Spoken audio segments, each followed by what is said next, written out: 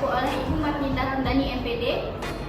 Nah, di sini kami akan mencari kesalahan penggunaan ejaan pada dua sumber. Yang pertama adalah putusan MK, itu yang akademik, dan non-akademiknya adalah artikel hukum pada media massa. Nah, yang akan kita cari adalah kesalahan penggunaan ejaan, pembentukan kata, pemilihan kata, dan kata hukum atau ilmiah.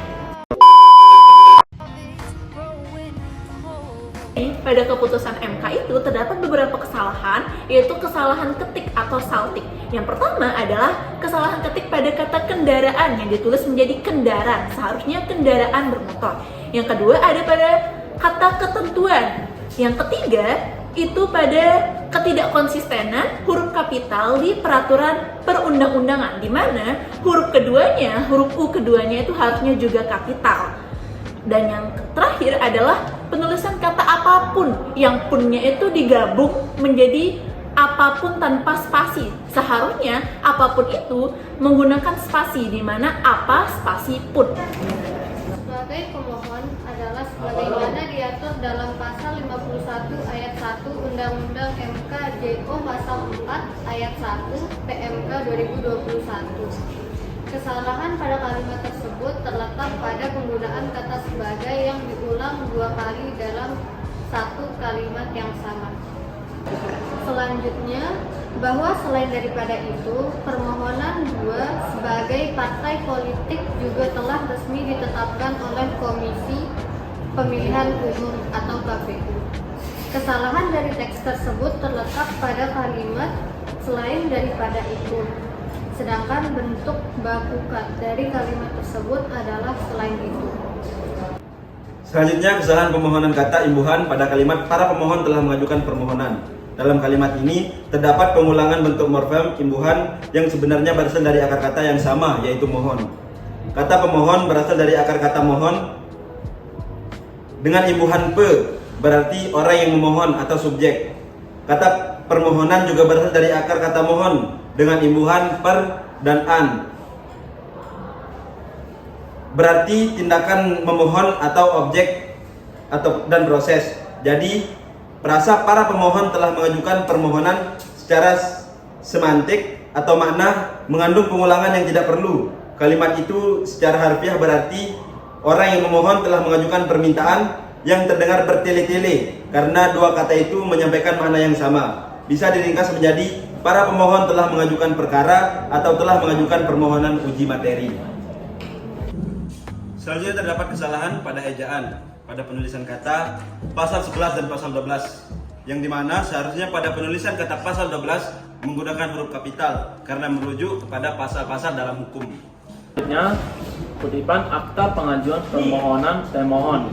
Nah, pada masalah kutipan tersebut terdapat pengulangan istilah yang kurang efektif, permohonan dan pemohon. Saran perbaikan pada kutipan tersebut, akta pengajuan permohonan dan para pemohon. Yang kedua, elektronik EBRPK. Masalahnya, penulisan campuran bahasa Indonesia Inggris tidak diimbangi penjelasan arti singkatan.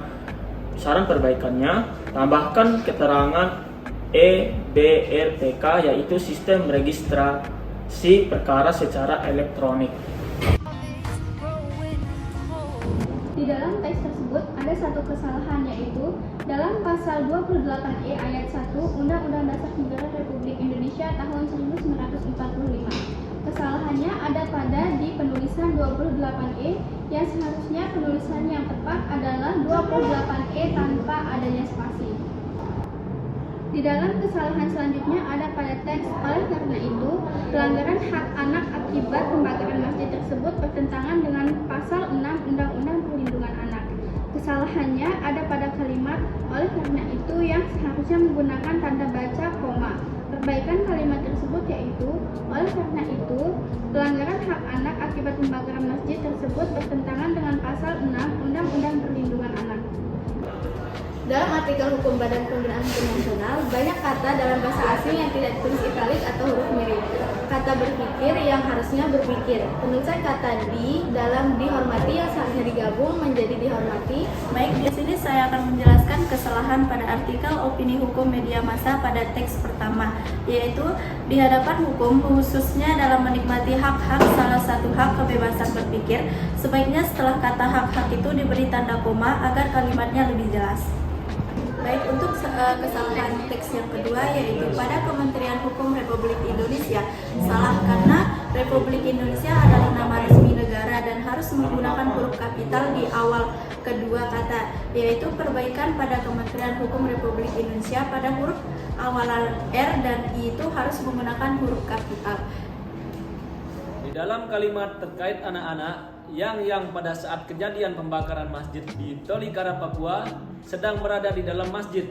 Kesalahannya ada pada kalimat yang karena pengulangan kata. Perbaikan kalimat yang benar yaitu terkait anak-anak yang pada saat kejadian pembakaran masjid di Tolikara, Papua sedang berada di dalam masjid. Nah, itu yang benar. Selanjutnya adalah kesalahan pada bagian artikel di mana kata asing atau kata dalam bahasa asing tidak ditulis dalam italic atau dalam cetak miring. Contohnya adalah Basic Human Rights, International Bill of Rights, International Convention of Civil and Political Rights, Convention on the Right of the Child, dan lain sebagainya. Seharusnya kata ini yang dalam istilah bahasa asing ketika ditulis harusnya menjadi cetak miring atau italic. Jadi, berdasarkan hasil perbandingan, dapat disimpulkan bahwa teks akademik memiliki tingkat ketepatan hukum tinggi, tetapi kurang efektif dalam penyampaian makna karena struktur kalimatnya terlalu panjang dan kaku. Sementara, teks non-akademik lebih komunikatif dan menarik. Namun, dari sisi kebahasaan, masih terdapat banyak pelanggaran terhadap kaidah EYD 5, terutama pada ejaan dan pemilihan kata.